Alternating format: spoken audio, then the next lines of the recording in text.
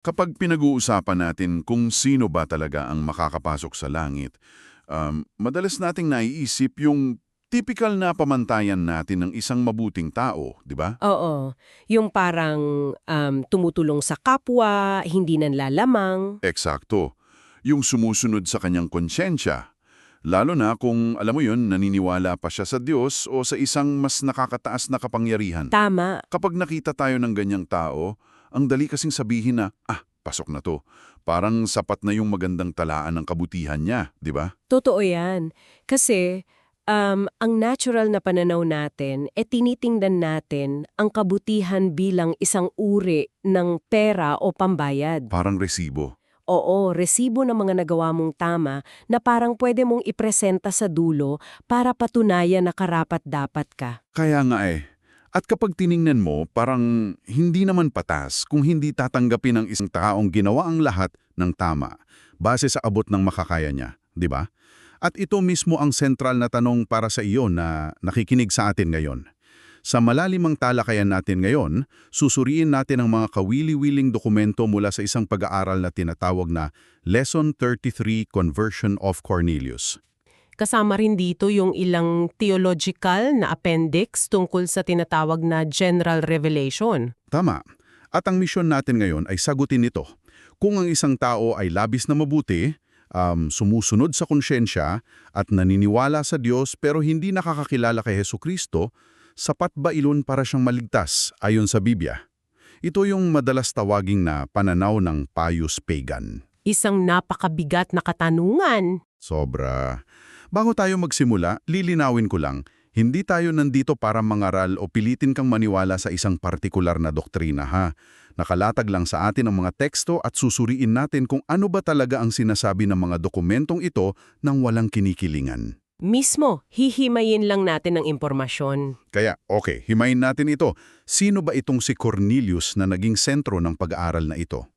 Para masagot natin yung malaking tanong mo kanina, kaya nga nating makilala itong Exhibit A natin, si Cornelius. Hindi siya ordinaryong tao lang sa kanto noong unang siglo. Isa siyang centurion na nakadestinado sa lungsod ng Cesarea. Caesarea. Teka, hindi ba napakahalagang lungsod nito noon? Napakahalaga. Ito ay isang malaking lungsod sa baybayin at may populasyon itong humigit kumulang 125,000 katao noong panahong iyon. Wow, ang dami nun ha. Oo, at hindi lang iyon. Dito nakatira ang mga matataas na pinunong Romano. Halimbawa na lang si Pontius Pilat. Dito siya nakabase. Kaya nasa sentro talaga ng kapangyarihan itong si Cornelius. Eksakto.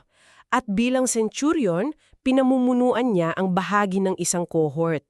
Para ma-imagine mo, ang isang lehyon ay may 6,000 sundalo. 6,000? Grabe. Tapos, hindi ka basta-basta nagiging centurion. Napropromote sila mula sa hanay ng mga ordinaryong sundalo tuwing 10 taon. Ibig sabihin, dumaan siya sa matinding labanan at merong siyang matinding disiplina. Isa siyang veterano. Veterano at isa siyang Italyano at hentil. Wala siyang dugong Hudyo. Nasa paningin ng mga Hudyo noon kapag hintil ka, maituturing kang marumi or unclean, di ba? Tama, sila ang mukha ng mga mananakop. Sila ang kalaban. Pero dito, nagiging kakaiba ang kwento niya eh. Kasi bilang opisyal ng Roma, ang inaasahan mo dyan, sasamba siya sa emperador. O kaya kay Mars, yung Diyos ng digmaan ng mga Romano. Kaya nga eh. Pero inilalarawan siya sa teksto bilang isang taong devout. May matinding takot siya sa Diyos ng mga Hudyo. At hindi lang sa isip ha, kasi laging nagbibigay ng tulong sa mga mahihirap. At patuloy na nananalangin, araw-araw, partikular tuwing 9 na oras o 3:00 ng hapon. Kakaiba talaga. Isipin mo, opisyal ng Roma, pero nananalangin sa Diyos ng mga Israelita? Oo, para mas ma-imagine mo, ikaw na nakikinig sa atin ngayon, si Cornelius yung tipo ng kaibigan na walang formal na religiyon, pero sobrang bait. Oo, yung laging nagdo-donate. Tama, laging nagdo-donate sa charity, araw-araw nagme-meditate, napakabuti. At dito napapasok yung pangkontra ko. Kung ganyan na siya kabait at kasinsero sa pag-abot sa Diyos, bakit kailangan pa siyang i-convert? Paanong i-convert?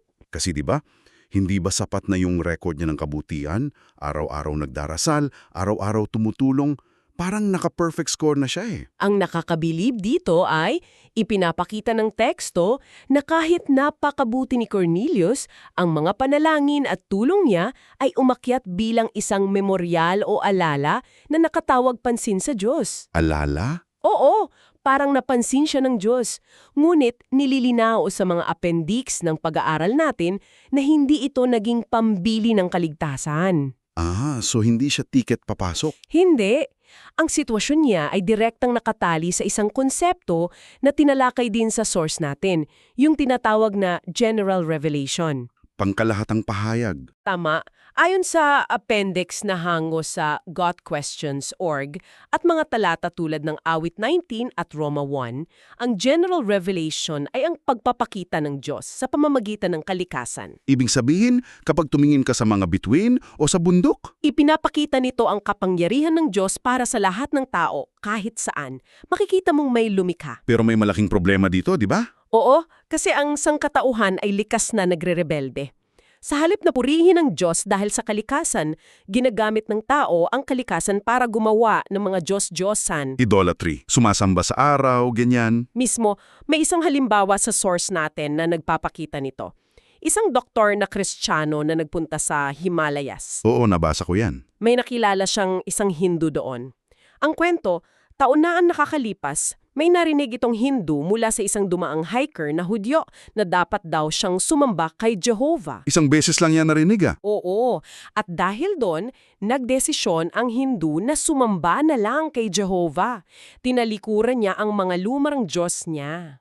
Grabe yung sinseridad na yon. Pero ang tanong ng teksto, sapat na ba iyon? Ayon sa dokumento natin, hindi.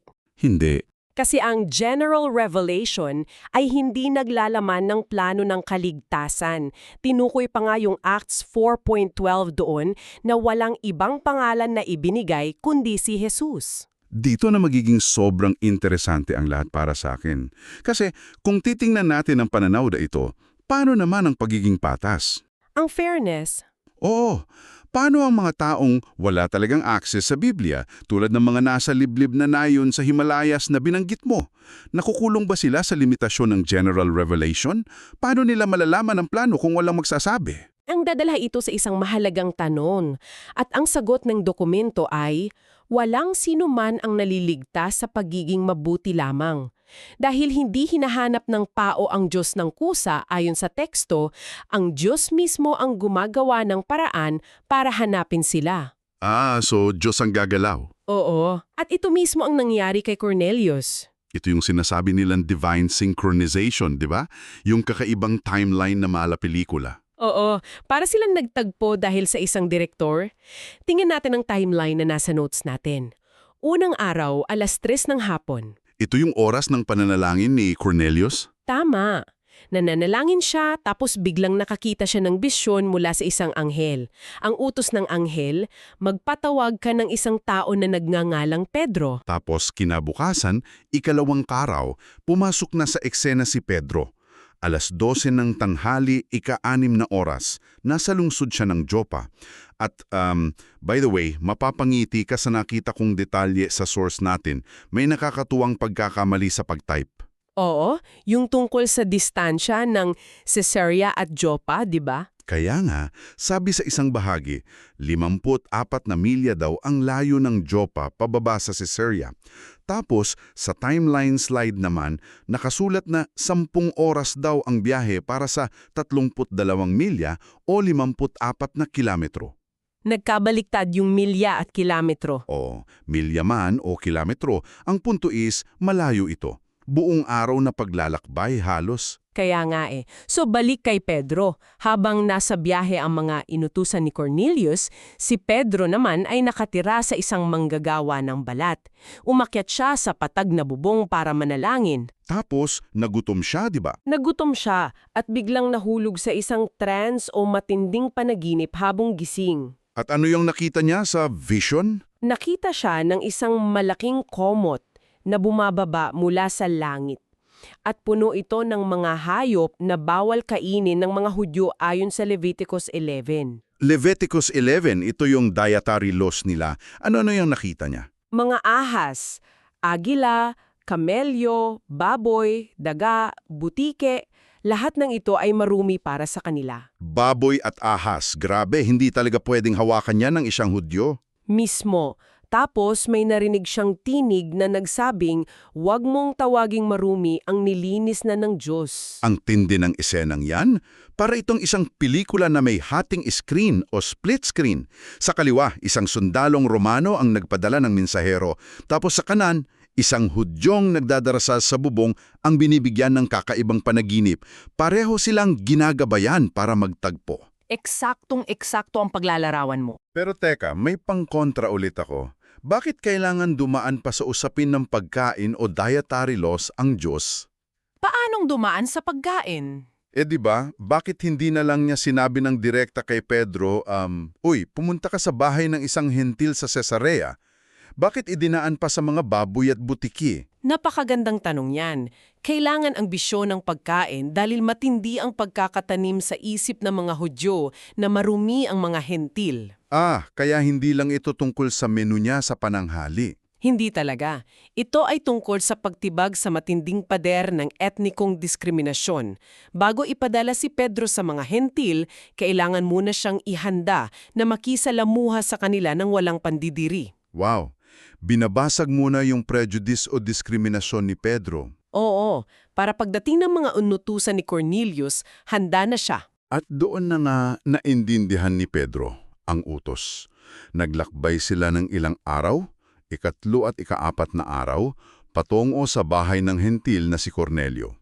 At dito na mabubunyag ang sagot sa ating pangunahing misyon kanina. Ang pagtatagpo nila, isipin mo, pagdating ni Pedro, alam mo ba kung anong ginawa ni Cornelius? Anong ginawa niya? Muntik na siyang sumambahay, Pedro. Lumuhod siya sa harap ng isang mangingisdang Hudyo. Isang makapangyarihang centurion, luluhod. Oo, pero pinigilan siya agad ni Pedro at sinabing, "Tumayo ka, ako rin ay isang tao."